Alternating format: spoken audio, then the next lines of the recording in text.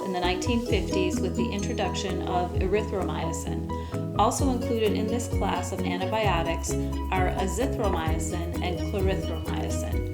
Macrolides are considered bacteriostatic, but are bactericidal in larger doses. Azithromycin and clarithromycin have a longer duration of action and therefore are taken less often than erythromycin and have fewer and milder GI tract adverse effects.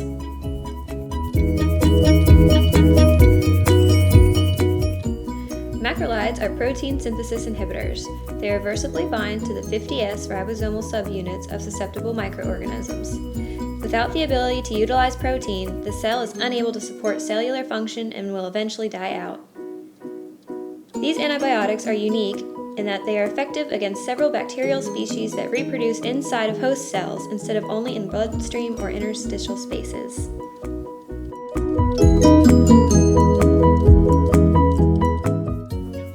Indications for macrolides include infections caused by strains of Streptococcus pyogenes and Haemophilus influenza, upper and lower respiratory tract infections, spirochetal infections such as syphilis and Lyme disease, gonorrhea, chlamydia, mycoplasma, and Legionella.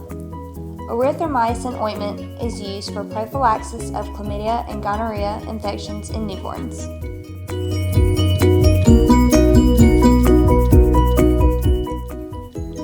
These drugs are highly protein bound and metabolized in the liver. Because macrolides are metabolized in the liver, they compete with different drugs for protein binding, which results in a delay in the metabolic clearance of one or more interacting drugs, causing a possible toxic drug effect. Macrolides decrease the effects of oral contraceptives and should not be taken with, immediately before, or after consuming fruit juice. Also, do not take with antacids, calcium supplements, iron products, laxatives containing magnesium, or anti-lymphemics. The only usual contraindication to macrolide use is known drug allergy.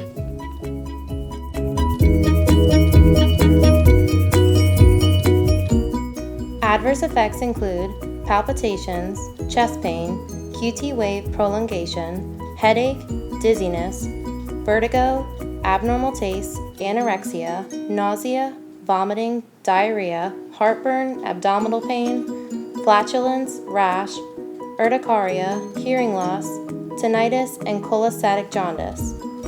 More serious, life-threatening side effects include torsade de pointe, Stevens-Johnson syndrome, toxic epidermal necrolysis, angioedema, and hepatotoxicity.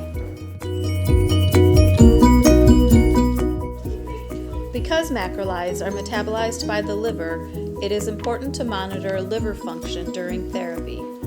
Potassium, prothrombin, BUN, serum creatinine, and blood glucose level should also be monitored. It is important to schedule a follow-up appointment with a healthcare professional who will do a culture and sensitivity lab test to ensure the infection is completely cleared up by the course of macrolides.